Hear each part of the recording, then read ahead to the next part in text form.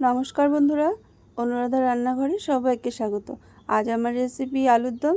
আর এইভাবে আলুর দম বানালে লুচি, রুটি, পরোটা, ফ্রায়েড রাইস সব কিছুর সাথেই ভালো লাগে। তাহলে চলো শুরু করা যাক। রান্নাটি শেষ পর্যন্ত দেখতে থাকো, আশা করছি ভালো লাগবে। প্রথমে আমি আলুগুলোকে লবণ জলে সিদ্ধ করে নিয়েছি। এরপর এই আলুগুলোকে আমি কাঁটা চামচ দিয়ে ছিদ্র করে দেব। এতে করে আলুর ভেতরে ঝাল, লবণ, মশলা ভালোভাবে ঢুকে যাবে। এইভাবে আমি সব আলুগুলোকেই ছিদ্র করে নেব। আর বন্ধুরা, আমার চ্যানেলে নতুন বন্ধু হয়ে থাকলে অবশ্যই চ্যানেলটি সাবস্ক্রাইব করে পাশে থেকো। আর আমার রান্নাটি শেষ পর্যন্ত দেখার পর ভালো লাগলে প্লিজ একটি লাইক করে দিও। তোমাদের এই একটি লাইক আমার সামনে চলার পথে অনেক সাহায্য করবে। আলুগুলো সব আমার ছিদ্র করা হয়ে গেছে। এরপর আমি রান্নাটা করব। রান্নার জন্য গ্যাসে কড়াই বসিয়ে দিলাম, তাতে সর্ষের তেল দিলাম। প্রথমে আমি আলুগুলোকে ভেজে নেব। তেল গরম হয়ে গেলে আলুগুলোকে দিয়ে দিলাম।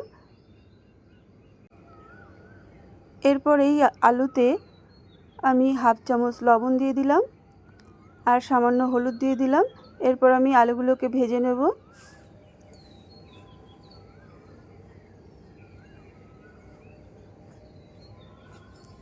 আলুগুলো আমার হালকা করে ভাজা হয়ে গেছে।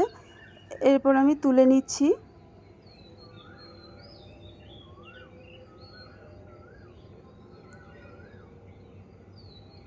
আলুগুলো তুলে নিয়ে এই কড়াতেই আমি রান্নার জন্য তেল দিয়ে দিলাম। তাতে জিরে ফোড়ন দিলাম, দুটো তেজপাতা দিলাম। এরপর ফোড়নটাকে নেড়ে চেড়ে ফোড়ন হয়ে এলে প্রথমে আমি একটা পেঁয়াজ কুচি করে দিয়ে দিলাম। পেঁয়াজটাকে আমি হালকা লাল করে ভেজে নেব। পেঁয়াজটা ভাজা হতে থাকুক। এই সময় আমি গ্যাসের ফ্লেম মিডিয়ামে রেখে 8টা রসুন, হাফ ইঞ্চি মতো আদা, 4 টুকরো, 4টে কাঁচা লঙ্কা, একটা পেঁয়াজ কুচি আর একটা টমেটো দিয়ে দিলাম। এরপর এটিকে ভালোভাবে করে পেস্ট করে নেব। তো পেস্ট হয়ে গেছে। এরপর এই যে পেঁয়াজ ভাজা হচ্ছিল এটাও হয়ে গেছে। আমি এরপর এই পেস্টটিকে দিয়ে দেব।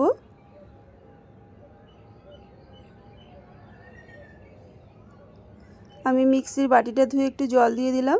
এরপর আমি এটিকে কষিয়ে নেব। এর কাঁচা গন্ধ চলে গেলে আমি 1 চামচ জিরে গুঁড়ো, হাফ চামচ ধনে গুঁড়ো, হাফ চামচ ঝাল লঙ্কার গুঁড়ো, স্বাদ মতো লবণ আর হাফ চামচ হলুদ দিয়ে দিলাম। এরপর এগুলো সব কিছুর সাথে মিশিয়ে ভালো করে কষিয়ে নেব।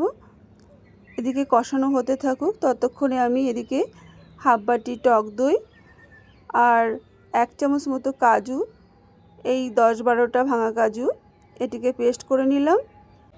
এরপর এই কাজু টক দইয়ের পেস্ট মশলাটাকে নেড়ে চেড়ে আমি মশলাতে দিয়ে দেব। তো দিয়ে দিলাম। এরপর আমি তাড়াতাড়ি করে নেড়ে দেবো, না হলে টক দই আমার কেটে যেতে পারে। নেড়ে মশলা থেকে তেল ছেড়ে এলে এই সময় আমি আলুগুলোকে দিয়ে দিচ্ছি। আলুগুলো দিয়ে এরপর নাড়তে থাকবো। আলুগুলো দিয়ে মশলার সাথে মিশিয়ে কষে এলে তখন আমি পরিমাণ মতো জল দিয়ে দেব। তো কষানো হয়ে গেছে। এই সময় আমি উষ্ণ গরম জল দিলাম পরিমাণ মতো। এরপর ফুটতে দেব আর দিয়ে দিলাম স্বাদ মতো চিনি। আমি এখানে লবণ হলুদ দিলাম না, তোমরা তোমাদের ইচ্ছা হলে দেবে। আমার আগে থেকেই লবণ দেওয়া আছে, লবণ দেখে তারপর দিতে হবে। তোমরা তোমাদের হিসাবেই দেবে, লবণ বেশি হয়ে গেলে ভালো লাগে না। ঝোলটা আমার এই পর্যায়ে এলে আমি কিছুটা ধনেপাতা কুচি দিয়ে দিলাম, সামান্য গরম মশলা আর 1 চামচ ঘি দিয়ে দিলাম। এরপর আমি নেড়ে চেড়ে দেব। নেড়ে চেড়ে ভালোভাবে ফুটে গেলে আমি গ্যাসের ফ্লেম বন্ধ করে দেব। দিয়ে আমি 5 মিনিটের জন্য ঢাকা দিয়ে রাখবো, তারপর পরিবেশন করব। 5 মিনিট পর ঢাকাটা খুলে আমার আলুর দম রেডি, দেখেই বুঝতে পারছো। আর আমার রান্নাটা কেমন লাগলো অবশ্যই কমেন্ট করে জানিও। ভালো লাগলে শেয়ার করে দিও। আর আমার সাথে শেষ পর্যন্ত থাকার জন্য অনেক অনেক ধন্যবাদ। দেখা হবে নেক্সট একটি ভিডিওতে। ততক্ষণের জন্য সবাই ভালো ও সুস্থ থেকো আর আমাকে প্লিজ সাপোর্ট করো। ধন্যবাদ।